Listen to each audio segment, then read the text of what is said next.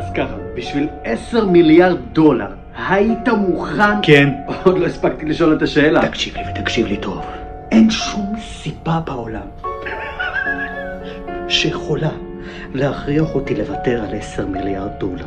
אפילו אם לפי החוזה בן אדם רנדומלי היה צריך למות בגלל זה? כן, ברור, ללא ספק. רגע, אם זה היה מישהו שאתה מכיר. זה לא מעניין אותי.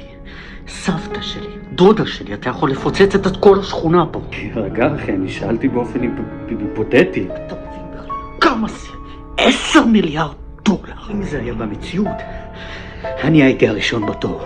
אתה מדבר על חיי אדם כאילו זה איזה מוצר באיבי? חכה שנייה, חכה רגע. אתה יודע מה? עזוב אחי, אני לא רוצה לדעת כלום. די, לא. אני רואה שאתה סקרן. אוקיי, אני מקשיב לך. הייתי עושה את זה גם בשביל 5. 5 מיליארד אתה מתכוון? 5,000.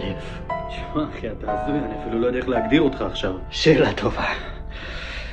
תקרא לי מקבל ההחלטות.